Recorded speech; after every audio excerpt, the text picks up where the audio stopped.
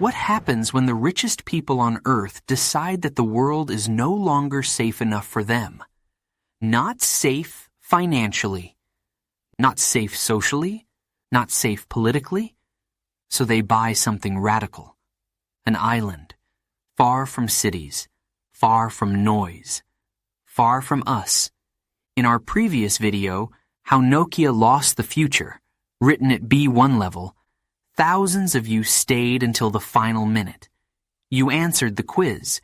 You debated in the comments. You proved that WooEnglish is not passive watching. It is active learning. Today, we go deeper. This is not just a story about luxury. It is a story about privacy, fear, power, and strategy.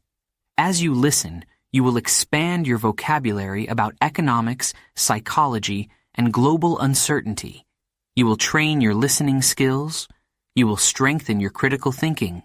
Because here, stories are not entertainment. They are structured learning experiences. And the question behind today's story is bigger than real estate. It is about trust in the future. So, take a breath, listen carefully, and let us begin. Chapter 1. The question. Nobody asked. Maya did not expect the story to find her. It was a quiet Monday morning in London. Rain touched the windows of the newsroom. The city moved as always, fast, loud, restless. Phones rang, keyboards clicked, coffee cups emptied. Maya sat at her desk, scrolling through financial news. She was 29 years old, a journalist, curious, careful. She did not chase celebrity gossip. She preferred patterns, trends, movements that said something about the world. And then she saw it. A short headline, almost invisible between larger stories about markets and elections. Tech billionaire purchases remote island in the Pacific. That was all. No scandal, no dramatic language, just a simple fact. Maya leaned back in her chair. It was not the first time she had seen such news. In the past few years, several wealthy individuals had quietly bought isolated islands in the Caribbean, in Southeast Asia, near Northern Europe. At first, she had ignored it, but now something felt different. Why would someone who could live anywhere choose to live nowhere? She opened a new document on her computer. Working title: Why do the rich buy isolated islands? She stared at the words. Her editor, Daniel, walked past her desk. "You look serious," he said. "I think I found something," Maya replied. "It's small, but it keeps happening. Billionaires are buying islands." Daniel shrugged. "That's not new. Rich people buy strange things." "Yes," she said slowly. "But this is not about yachts or paintings. This is about isolation, distance, separation." Daniel stopped walking. "Write a proposal," he said. "If there's a deeper reason, I want to know." Maya nodded. She felt the familiar energy of a new investigation, the quiet excitement of a question that refuses to disappear. That evening, she stayed late in the office. The rain had stopped. The newsroom was almost empty. She began to research. She created a list. Caribbean islands sold in the last 10 years. Private islands in the Pacific. European coastal properties purchased by foreign billionaires. The numbers surprised her. The market for private islands had grown steadily. Real estate agencies specialized in selling entire islands. Prices ranged from a few $1,000,000 to hundreds of millions. But what interested her most was not the cost. It was the motivation. Luxury homes in cities were still popular. Private jets were common among the wealthy. Yet an island was different. An island meant complete control. No shared borders. No unexpected visitors. No city authorities next door. She whispered the word to herself. Control. Was that the answer? The next morning, she called a real estate broker who specialized in exclusive properties. His name was Edward Collins. His voice sounded calm, confident. Yes, he said, there is strong demand, more than people imagine.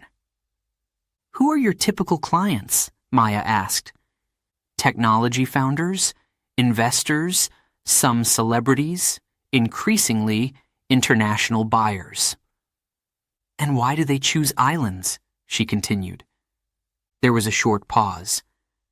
Privacy, he said, and security. Security from what? From everything. Maya wrote the word down. Everything.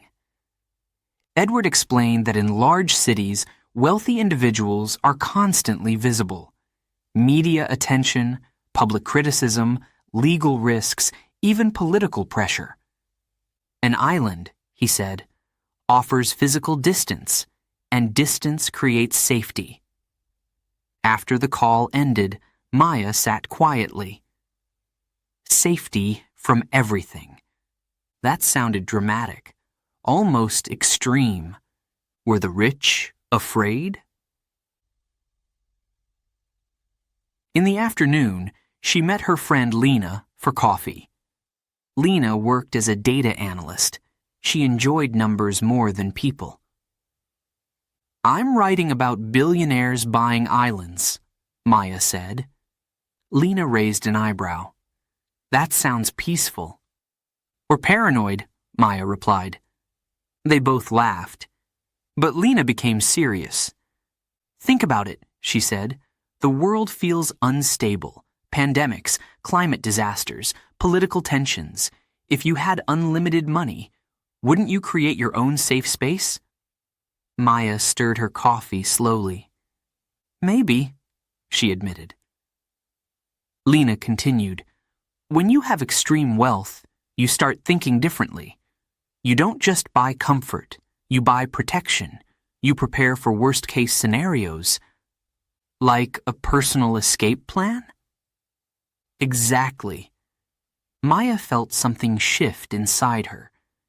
The story was no longer about luxury. It was about fear.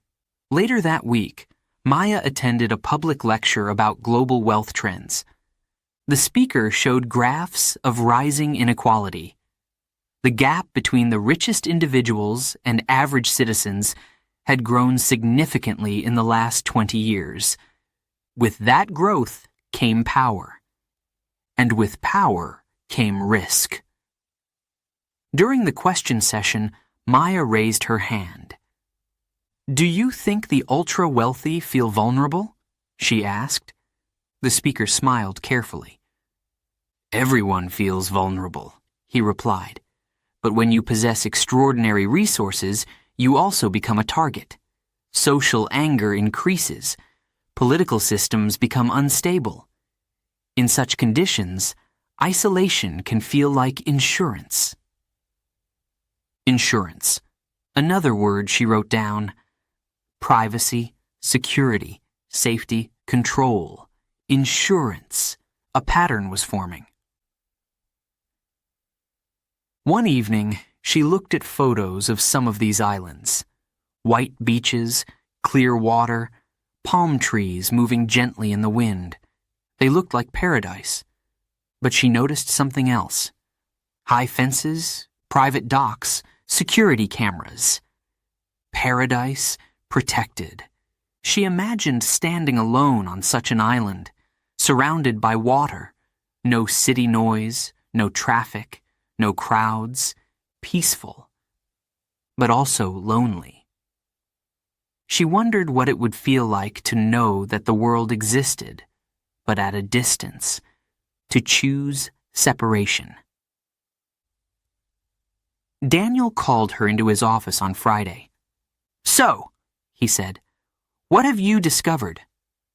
Maya took a deep breath.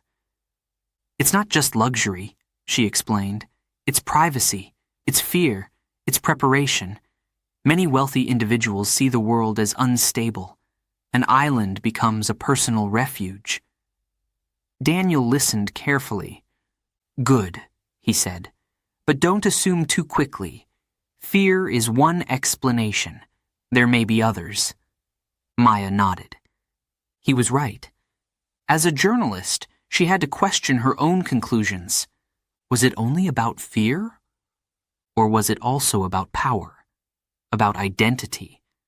About investment opportunities? She returned to her desk. The story was only beginning, and the more she learned, the more complex the question became. Why do the rich buy isolated islands? Is it escape? Is it strategy? Is it survival?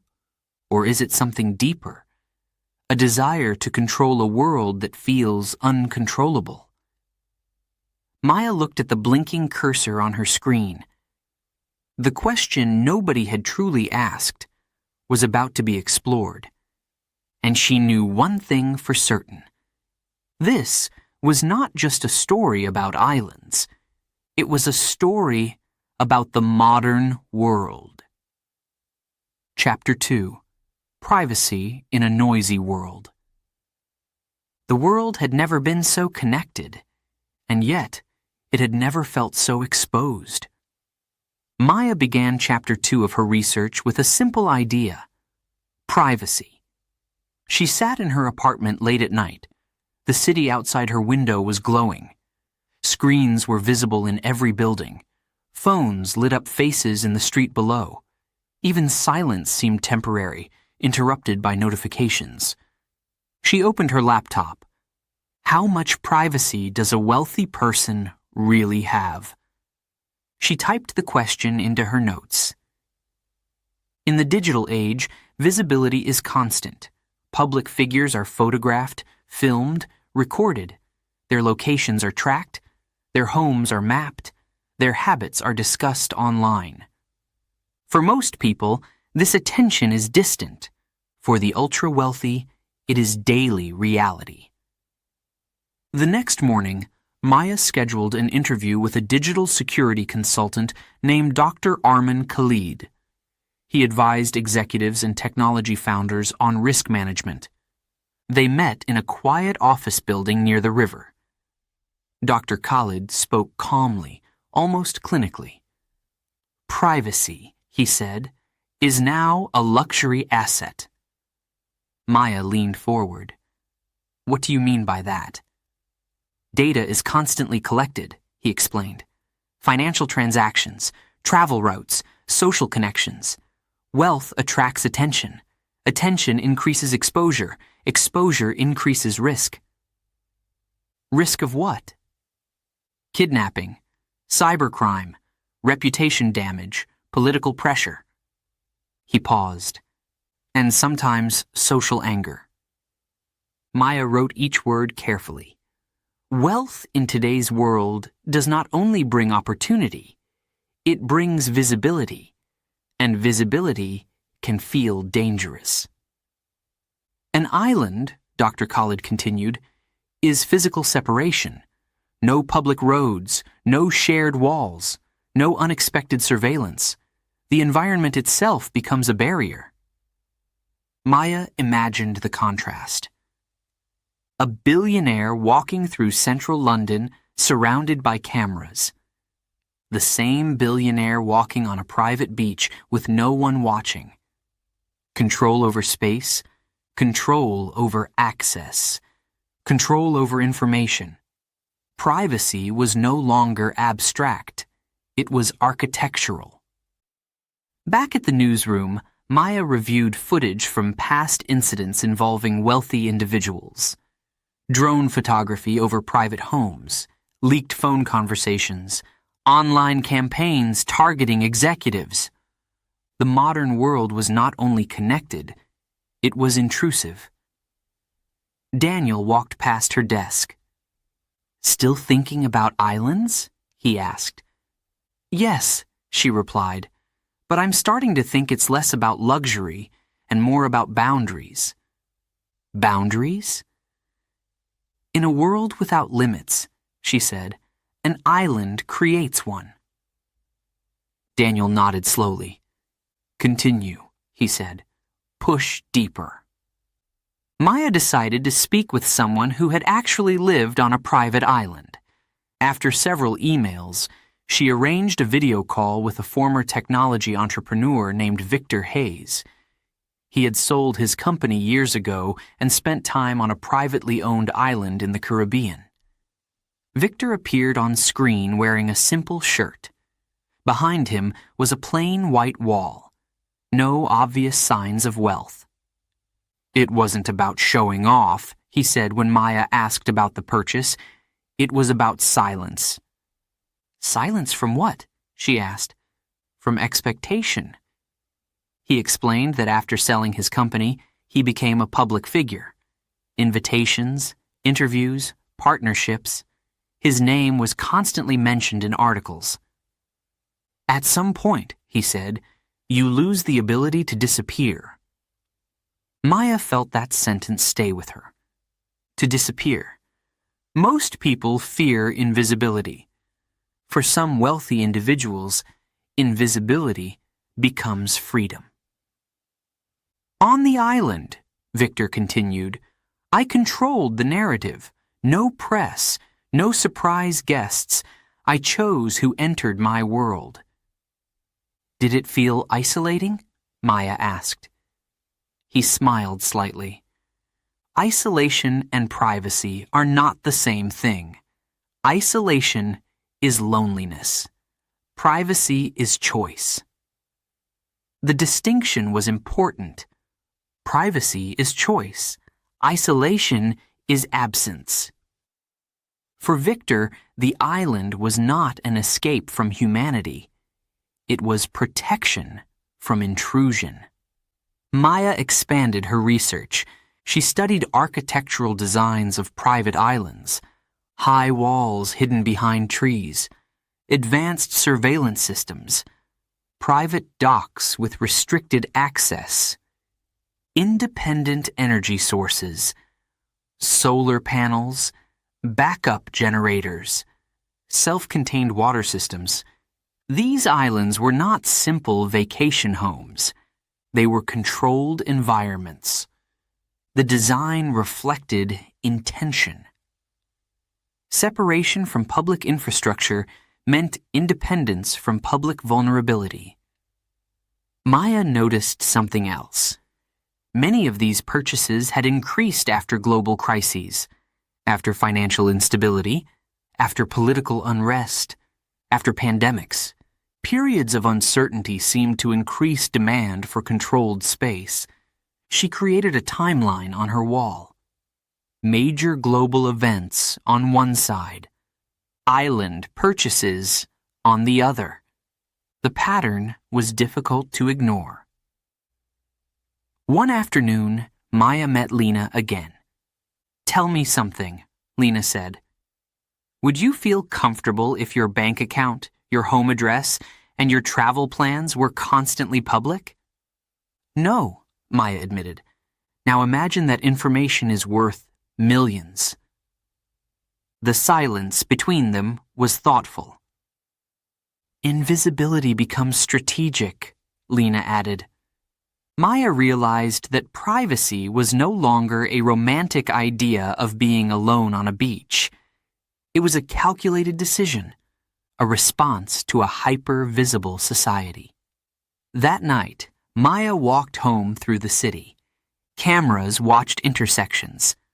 Advertising screens displayed personalized messages. Even her phone suggested nearby restaurants. Data moved quietly in the background. She imagined standing on a small island, far from networks and signals. Would that feel peaceful? Or would it feel disconnected? Perhaps the wealthy did not fear connection. Perhaps they feared loss of control. In cities, control is shared. On an island, control is centralized. She understood now that privacy was not about hiding from the world. It was about defining the limits of access. The next morning, she summarized her findings for Daniel. Privacy has become scarce, she said. Scarcity increases value. For the ultra-wealthy, an island is the ultimate private asset. Daniel considered this. And what does that say about society? He asked. Maya paused. It suggests that trust in public systems may be weakening. When individuals feel safer creating their own boundaries rather than relying on shared ones, something has shifted. Daniel nodded. That, he said, is the heart of your story. Maya returned to her desk. Privacy, control, boundaries, silence. These were not simple desires. They were signals. Signals of a world that feels loud, unstable, and permanently connected. And if privacy has become a luxury, then perhaps islands are not symbols of escape. Perhaps they are symbols of a deeper change in how power and vulnerability coexist in the modern age. Maya saved her document. The question was expanding. Why do the rich buy isolated islands? Because in a noisy world, silence has a price. Chapter 3. Fear of an Uncertain Future. Fear rarely announces itself loudly. Sometimes it moves quietly beneath decisions that appear rational. Maya began to notice this as she entered the third stage of her research. Privacy explained part of the story. Control explained another part. But there was something deeper.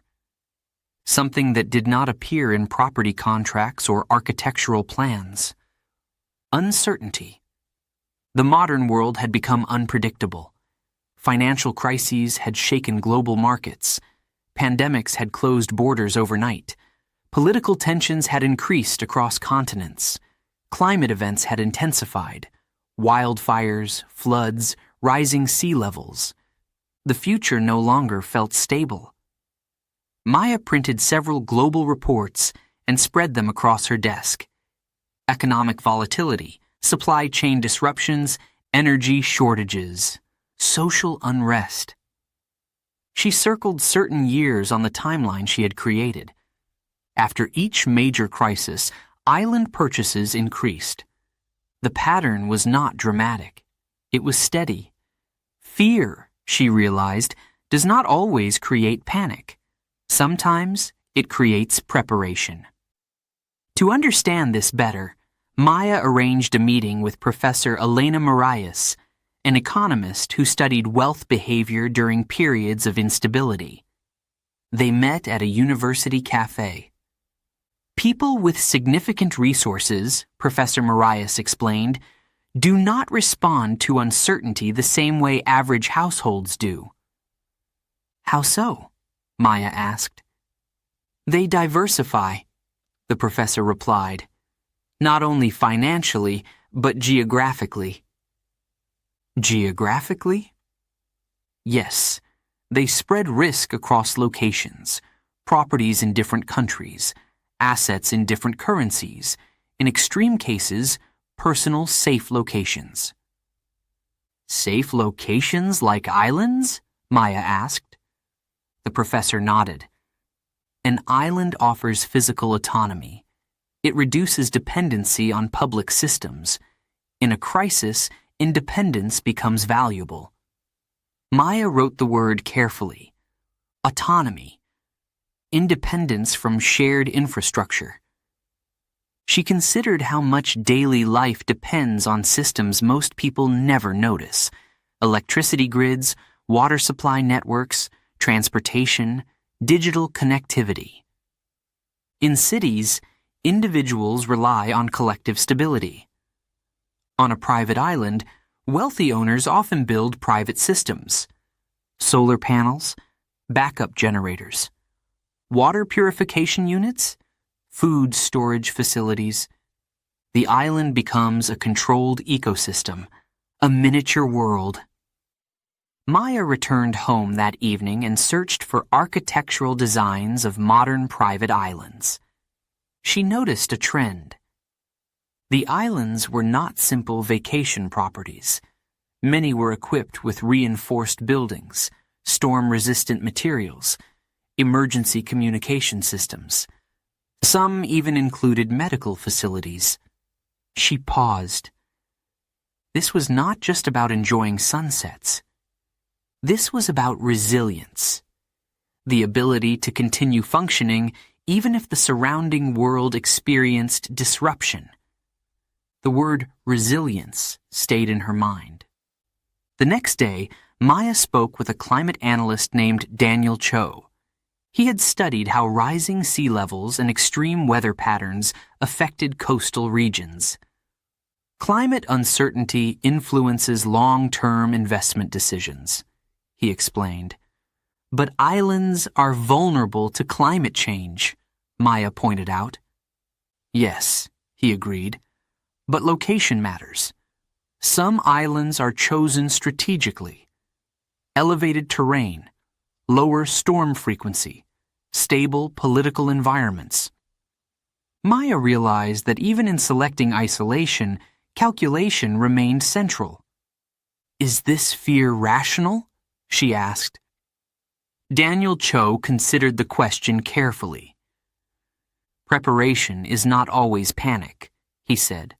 Sometimes it is simply risk management. Risk management. Another phrase that shifted the narrative. Fear, in this context, was not emotional chaos. It was structured, measured, financially informed. Later that week, Maya reread notes from her earlier interviews. Privacy, control, boundaries. Now she added autonomy, resilience, risk management. She began to see a psychological pattern. Extreme wealth often amplifies awareness of potential threats. When someone has accumulated enormous assets, the idea of losing them becomes more visible. Protection becomes proactive. She wondered whether fear at this level was less about personal safety and more about system distrust. If confidence in global systems weakens, private systems become attractive. An island represents ultimate privatization. Private land, private security, private infrastructure, private future. Maya decided to visit a coastal real estate exhibition in the city. The event featured luxury properties, including brochures for private islands. One display caught her attention. It described a self-sufficient island estate. The brochure emphasized independent energy supply, freshwater reserves, emergency transport access. The language was revealing. Not comfort, not beauty, security, continuity, preparedness. A sales representative approached her. These properties are designed for long-term stability, he said. Owners appreciate the assurance. Assurance against what? Maya asked. Against uncertainty, he replied calmly. The word felt familiar. Uncertainty was no longer abstract. It was commercialized. That evening, Maya reflected on her own life. She lived in a rented apartment. She relied on public transport. She trusted public hospitals and shared infrastructure. If the electricity failed, she expected it to return. If food deliveries stopped, she assumed the system would correct itself. But what if trust in those systems decreased? Would she think differently? Would she seek greater control? She understood now that wealth changes perception. When you have access to resources, preparation becomes possible. And when preparation becomes possible, it becomes tempting. The idea troubled her slightly. If the most powerful individuals quietly build independent worlds, what does that imply about collective responsibility? Does personal security weaken shared resilience? Or is it simply a rational adaptation? Maya wrote these questions in her notebook. Her story was no longer just about real estate.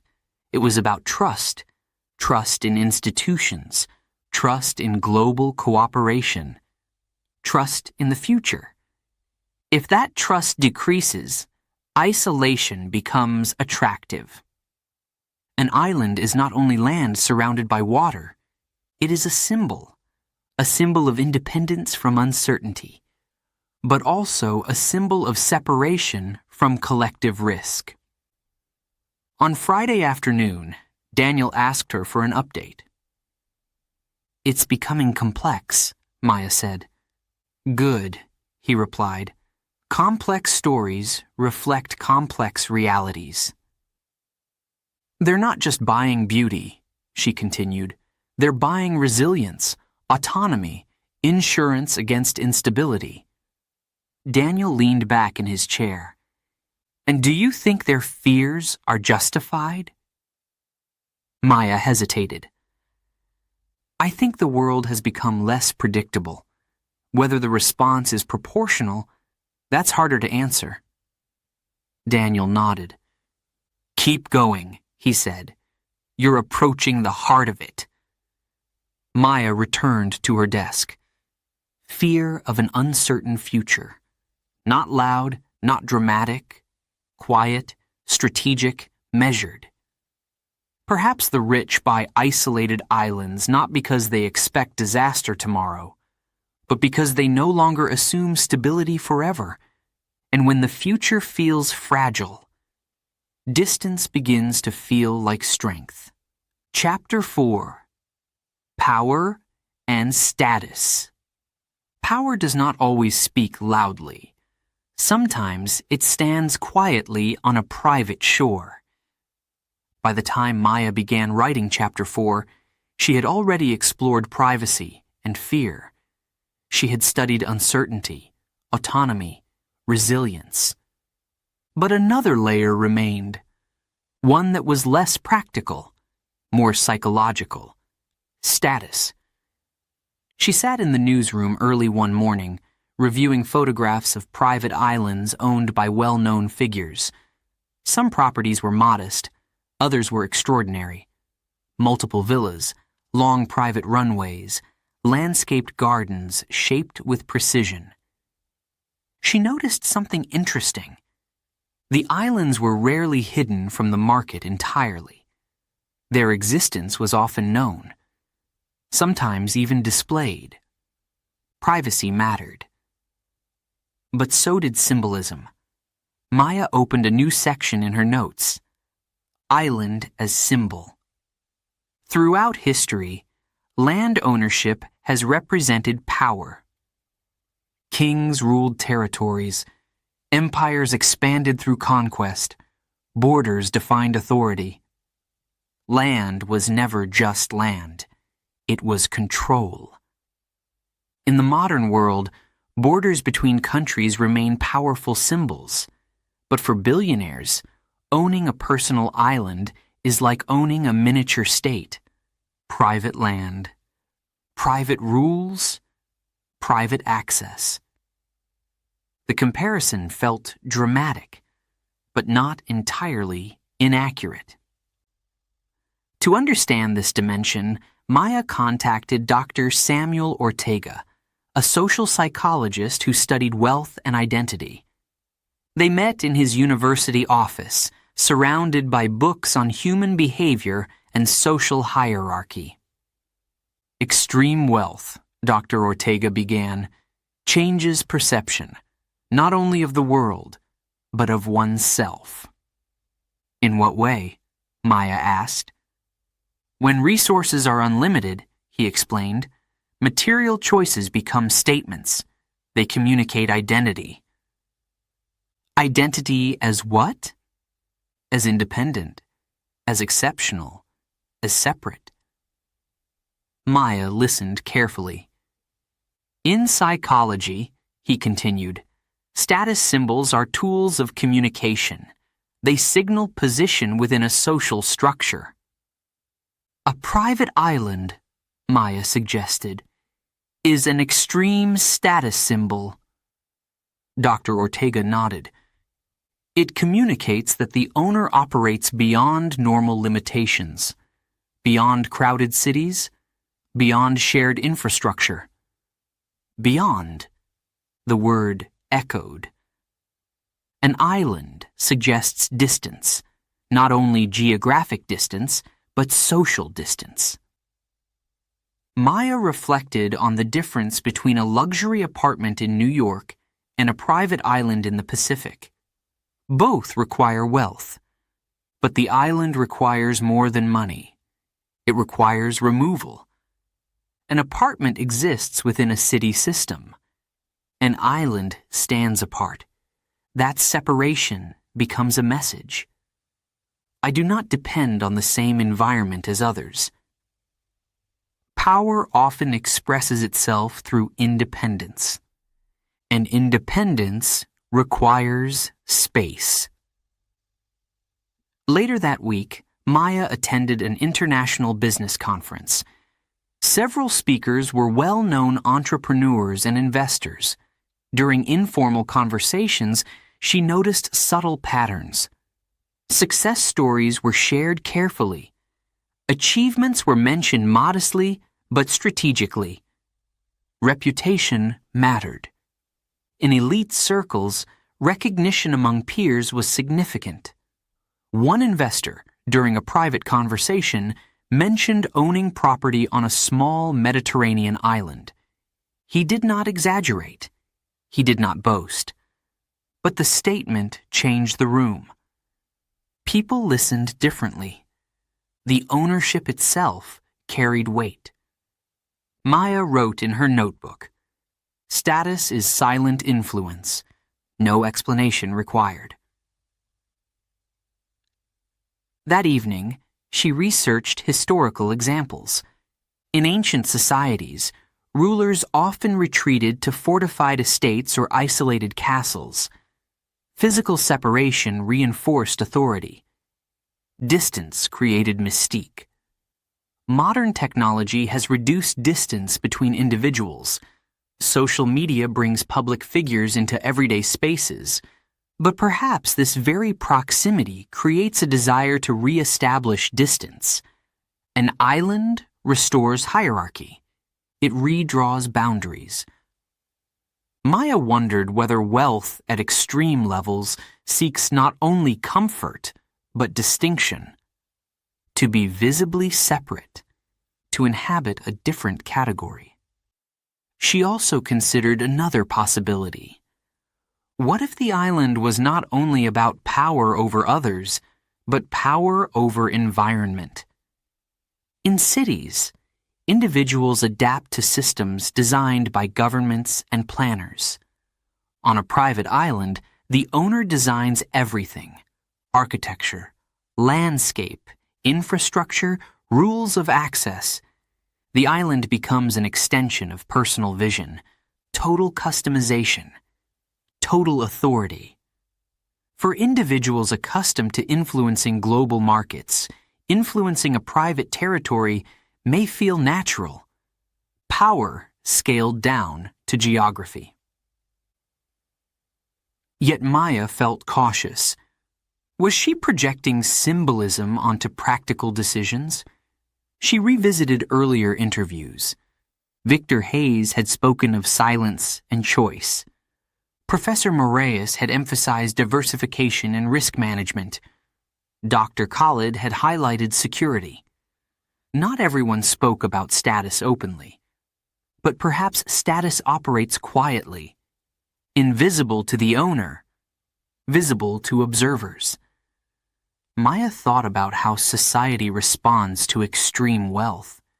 Admiration, criticism, curiosity. Owning an island amplifies all three. It creates narrative. And narrative sustains relevance.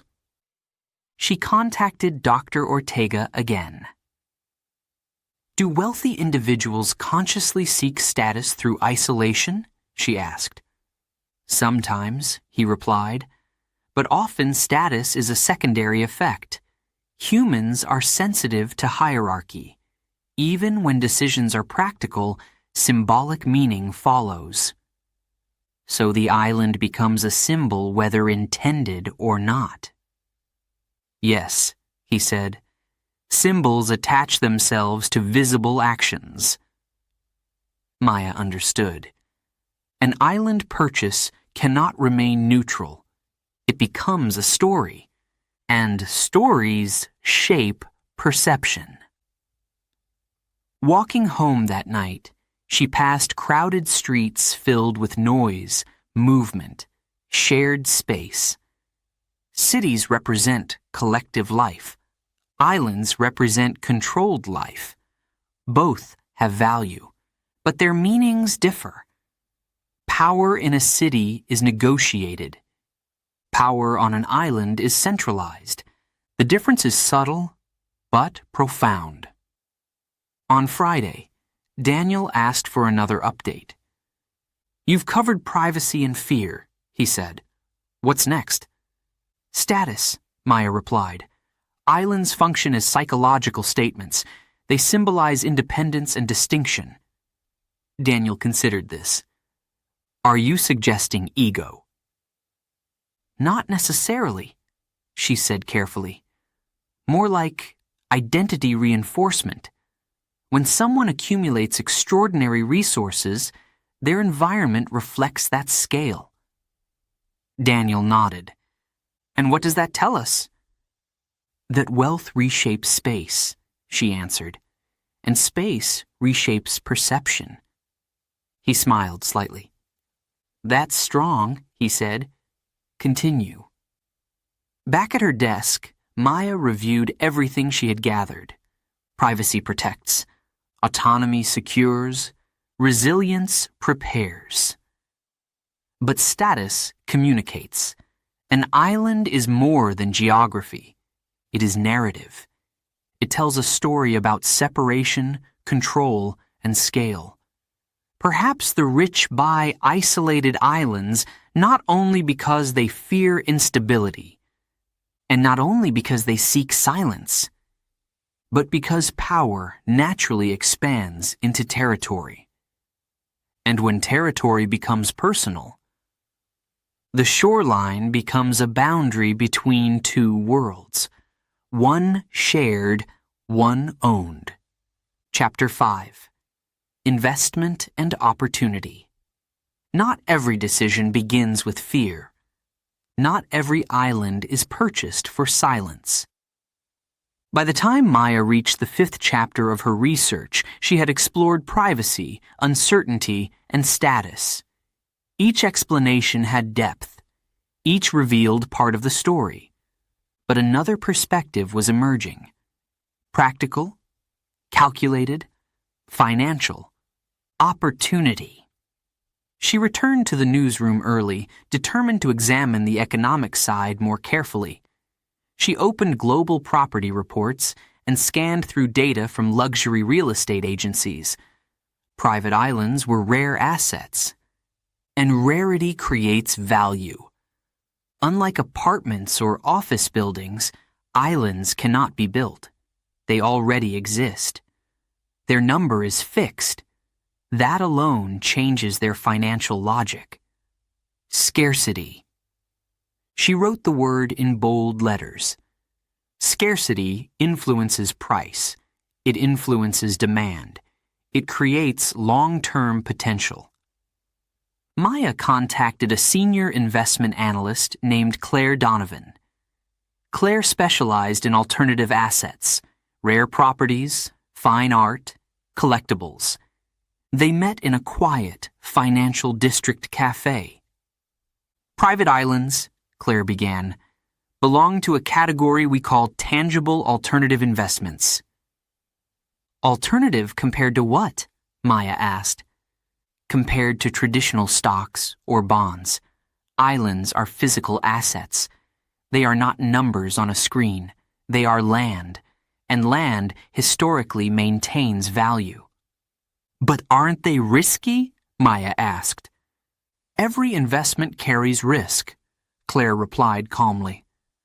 The key question is long-term appreciation. Maya noted the phrase, long-term appreciation. In certain regions, Claire continued, private islands have increased in value significantly over the past decades. Tourism growth, improved transportation, political stability, all influence price. So some buyers are investors first? Maya asked. Absolutely, Claire said. For some, it's strategic diversification.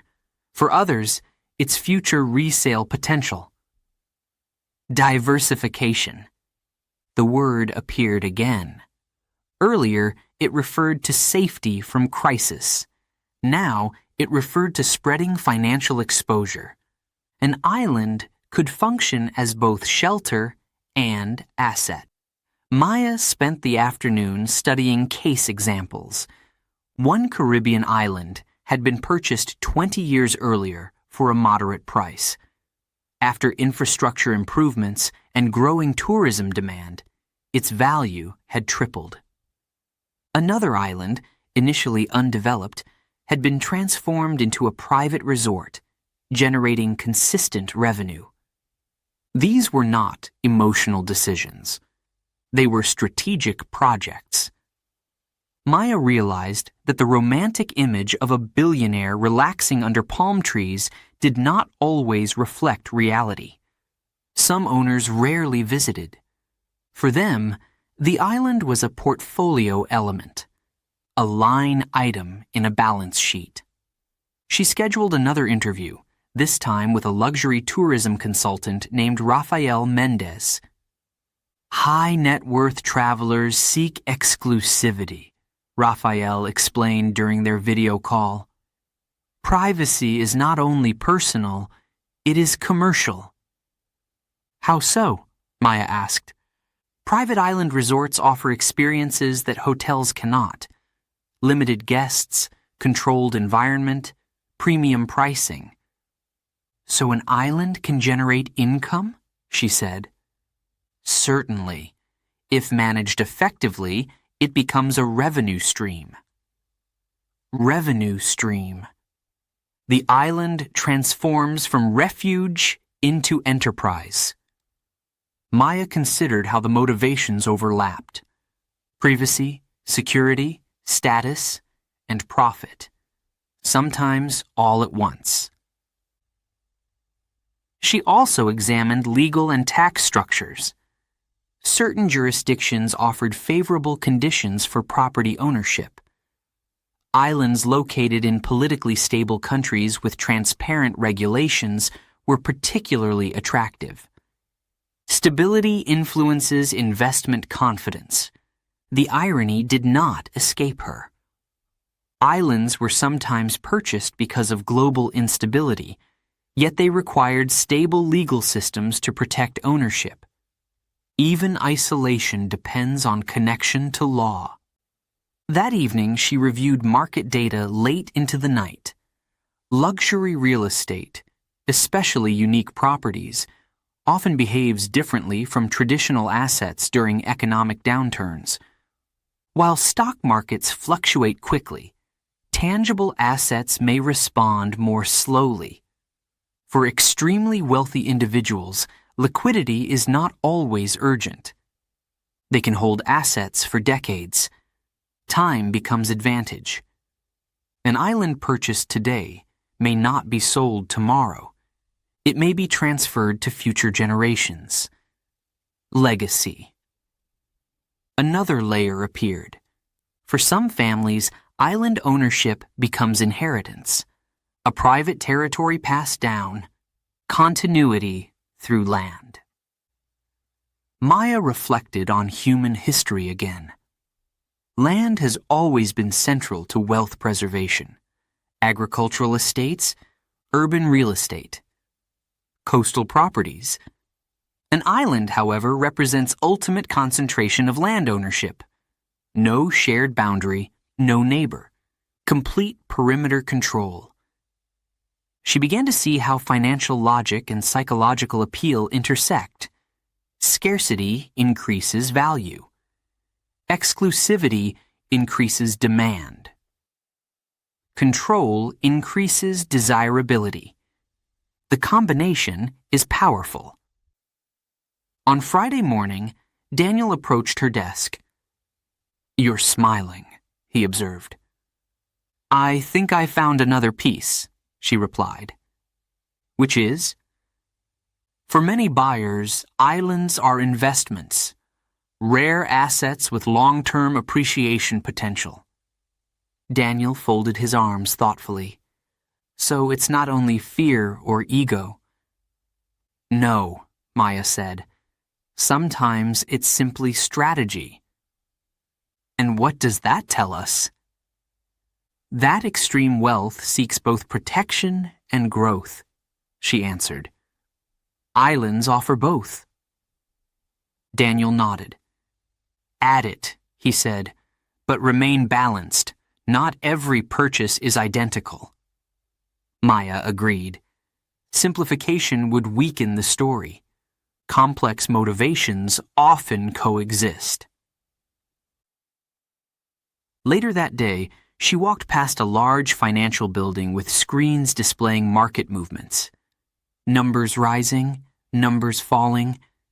She imagined the contrast between digital volatility and physical land. Data can disappear with a system failure. Land remains. That permanence carries psychological weight. For someone with billions in fluctuating markets, an island may feel stable, concrete, visible, owned. Back in her apartment, Maya summarized her notes. Scarcity, diversification, long-term appreciation, revenue potential, legacy. Investment does not eliminate other motivations. It layers onto them. An island can be a private retreat, a status symbol, and a strategic asset simultaneously. Human decisions are rarely single-dimensional, especially when resources are vast. Perhaps the question was not whether islands represent fear or power or profit. Perhaps they represent all three. When wealth reaches extraordinary levels, choices expand. And among those choices, some are shaped by emotion, others by calculation, but often both. Maya closed her laptop. The shoreline between desire and strategy had become thin, and in the quiet logic of markets, even paradise can become a portfolio. Chapter 6: Escape or Illusion. In the end, every investigation returns to a simple question. Does distance truly create safety, or does it only create the feeling of it? By the time Maya began Chapter 6, her notes filled an entire wall in the newsroom. Words connected with arrows: privacy, autonomy, resilience, status, scarcity, legacy. Each explanation had weight, but something still felt incomplete. She needed to see one of these islands with her own eyes, not through photographs, not through brochures, not through financial reports, through experience. After several requests, Maya received permission to visit a privately owned island that occasionally hosted limited guests for business meetings. It was not among the most famous islands, not extravagant, but carefully designed. She boarded a small boat from the mainland harbor early in the morning. As the city coastline slowly disappeared behind her, the sound of traffic faded. The water stretched wide and calm. Within 40 minutes, the island appeared. Green trees, a small dock, a white building standing slightly elevated above the shore. The island was quiet, not dramatic, not theatrical, just controlled. A security representative greeted her politely and guided her along a narrow path lined with solar panels and discrete cameras. Everything seemed planned, measured, efficient. The main house was simple but modern. Large windows faced the ocean. Backup generators were placed carefully behind a stone wall. Water storage tanks were hidden near the trees. Maya noticed how each element served a function. Energy independence, water autonomy, controlled access. It was not only about beauty, it was about preparation. She walked toward the shoreline. The silence was striking. No traffic, no construction noise, no distant sirens, only wind and waves. For a moment, she understood the attraction. The island felt stable, self-contained, separated from unpredictability. Later, she met the island's operations manager, a man named Thomas. This island was purchased 8 years ago, he explained. The owner wanted a secure retreat. Has it ever been used during a crisis? Maya asked. Thomas hesitated slightly. During the pandemic, he said, the owner and family stayed here for several months. Did it function independently? Yes. Energy, water, food deliveries by private boat, minimal external contact. Maya imagined the contrast between crowded cities under lockdown and a private island with controlled movement. Did it feel isolated? She asked. Thomas smiled thoughtfully. Isolation depends on perspective. Some see freedom, others see distance. Distance again. That word continued to appear. As the afternoon progressed, Maya explored the island more slowly. There were no dramatic luxury features, no golden decorations, no extravagant displays. But the message was clear. Control over environment, control over access, control over risk. She realized something important. Islands do not eliminate uncertainty. They relocate it. Storms still come. Sea levels still rise. Supply chains still matter. No place is completely independent from global systems. The difference lies in scale. An island reduces exposure, but it does not remove vulnerability. Standing on a small hill overlooking the water, Maya asked herself a difficult question. If everyone with sufficient wealth chooses private security over public systems, what happens to the shared systems? Do they weaken, or do they adapt? Collective resilience depends on collective participation. Private resilience depends on private resources. The balance between them shapes society. As the boat returned her to the mainland at sunset, the city skyline reappeared slowly on the horizon. The island behind her looked peaceful, but it also looked small, contained. She understood now that islands represent possibility. The possibility of separation. The possibility of autonomy. The possibility of control.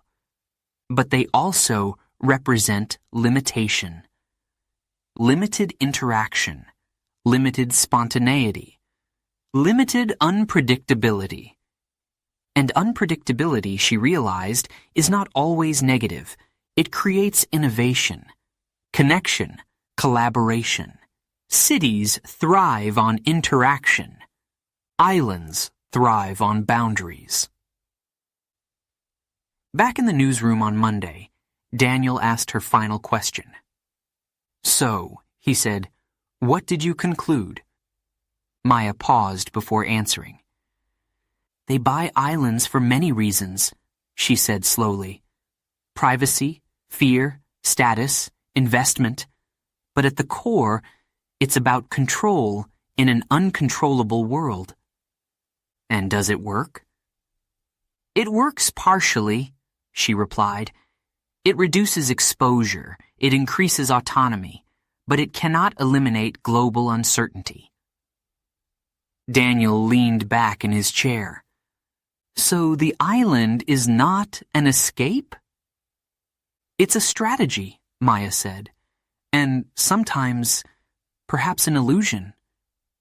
He smiled slightly. "That's your ending." Later that evening, Maya finalized her article. She did not judge the owners. She did not romanticize them either. She presented the complexity. The modern world is interconnected, powerful, volatile.